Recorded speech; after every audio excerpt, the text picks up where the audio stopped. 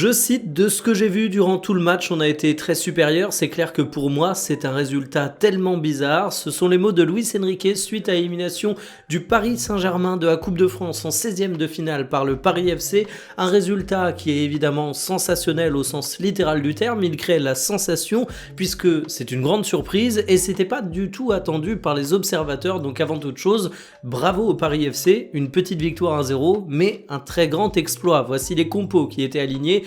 Et quand on se demande à qui la faute, j'ai du mal à analyser ce match en parlant d'autre chose que Barcola. Je trouve que ça a été l'homme visible de la rencontre, visible dans les bonnes choses, parce que le Français a fait des différences absolument énormes, il ne s'est jamais caché, il a toujours été ultra intéressant dans la provocation, mais il a également été l'homme qui a le plus symbolisé l'inefficacité offensive du Paris Saint-Germain, et forcément, dur de trouver son match satisfaisant après ça. On a également le cas de Gonzalo Ramos, je le préfère définitivement quand il est entrant, comme absolument tous les observateurs du Paris Saint-Germain, mais il faut dire qu'en face, il a eu un gardien exceptionnel. Le Paris FC doit sa victoire en grande partie à Cambadio, qui a tout de même sorti 7 arrêts. Cambiado fait tout simplement un match exceptionnel, il n'y a pas d'autre manière de décrire les choses. Parfois dans le football, tu te retrouves face à un mur, et bien ici ça a été parfaitement le cas. Mais attention, du côté du Paris Saint-Germain, on ne peut pas seulement se cacher derrière un très grand gardien adverse. Les entrants n'ont pas fait autant les différences que ce que tu espérais.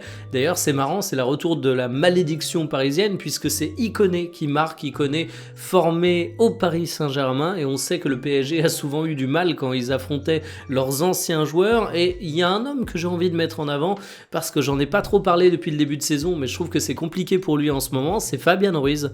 Fabien Ruiz qui a eu un très très gros déchet technique au cours de la rencontre.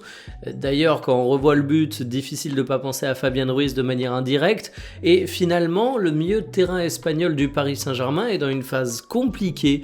On a beaucoup parlé de João Neves, de Vitinha, mais il faut pas oublier que le trio magistral du Paris Saint-Germain, il est complété par Fabien Ruiz, et un Fabien Ruiz moins bon, forcément ça donne de moins bonnes choses.